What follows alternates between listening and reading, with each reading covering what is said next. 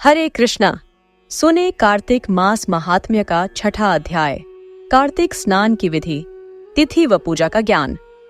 नारद जी बोले, 2 घड़ी रात रहे तब ब्रह्म मुहूर्त में उठकर, जब 2 घड़ी रात बाकी रहे तब तुलसी की मृत्तिका, वस्त्र और कलश लेकर जलाशय पर जाए।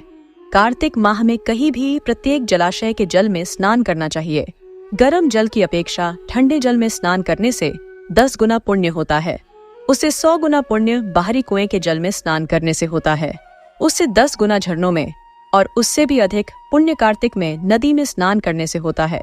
उससे भी 10 गुना पुण्य वहां होता है जहां 2 नदियों का संगम हो, और यदि कहीं 3 नदियों का संगम हो तब तो पुण्य की कोई सीमा ही नहीं।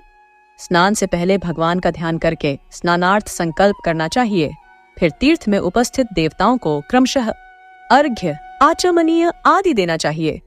अर्घ्य मंत्र इस प्रकार है: हे कमलनाथ, आपको नमस्कार है। हे जलशायी भगवान, आपको प्रणाम है।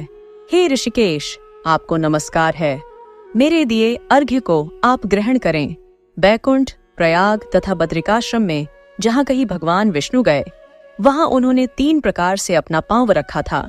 वहाँ पर ऋषि वेद यज्ञों सहित सभी देवता मेरी रक्षा करते रहें।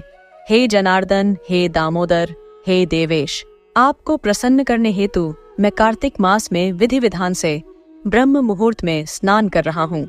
आपकी कृपा से मेरे सभी पापों का नाश हो। हे प्रभु, कार्तिक मास में व्रत तथा विधि पूर्वक स्नान करने वाला मैं अर्घ्य देता हूँ। आप राधिका सहित ग्रहण करें। हे कृष्ण, हे बलशाली राक्षसों का संहार करने वाले भगवान, हे पापों का नाश करने वाले, कार्तिक मास में प्रतिदिन दिए हुए मेरे इस अर्घ्य द्वारा कार्तिक स्नान का व्रत करने वाला फल मुझे प्राप्त हो। तत्पश्चात विष्णु जी, शिव जी तथा सूर्य देव का ध्यान करके जल में प्रवेश कर नाभि के बराबर जल में खड़े होकर विधि पूर्वक स्नान करना चाहिए। गृहस्थी को तिल और आंवले का चूर्ण लगाकर तथा विधवा स्त्री व यति को तुलसी की जड़ की मिट्टी लगाकर स्नान करना चाहिए। सप्तमी, अमावस्या, नवमी, त्रयोदशी, द्वितीया, दशमी आदि तिथियों को आंवला तथा तिल से स्नान करना वर्जित है। स्नान करते हुए निम्न शब्दों का उच्चारण करना चाहिए।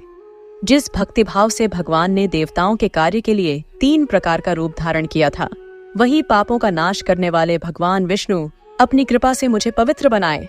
जो भगवान विष्णु की आज्ञा से कार्तिक व्रत करता है, उसकी इंद्रादि सभी देवता रक्षा करते हैं, इसलिए वह मुझको पवित्र करें। बीजों, रहस्यों तथा यज्ञों सहित वेदों के मंत्र, कश्यप आदि ऋषि, इंद्रादि देवता मुझे पवित्र करें। आदित्य आदि सभी नारियां, यज्ञ, सिद्ध, सर्प और समस्त औषधियां व तीनों लोकों के पहाड़ मुझे पवित्र करें। इस प्रकार कहकर स्नान करने के बाद मनुष्य को हाथ में पवित्री धारण करके मनुष्यों तथा पितरों का विधि पूर्वक तर्पण करना चाहिए। तर्पण करते समय तर्पण में जितने तिल रहते हैं, उतने वर्ष पर्यंत व्रती के पितृगण स्वर्ग में वास करते हैं। उसके बाद व्रती को जल से निकलकर शुद्ध वस्त्र धारण करने चाहिए। सभी तीर्थों के सारे कार्यों से निवृत्त होकर पुनः भगवान विष्णु का पूजन करना चाहिए। सभी तीर्थों के सारे देवताओं का स्मरण करके भक्ति पूर्वक सावधान होकर चंदन, फूल और फलों के साथ भगवान विष्णु को फिर से अर्घ्य देना चाहिए। अर्घ्य के मंत्र का अर्थ इस प्रकार है: मैंने पवित्र कार्तिक मास में स्नान किया है। हे विष्णु, लक्ष्मी जी के साथ आप मेरे दिए अर्घ्य को ग्रहण करें।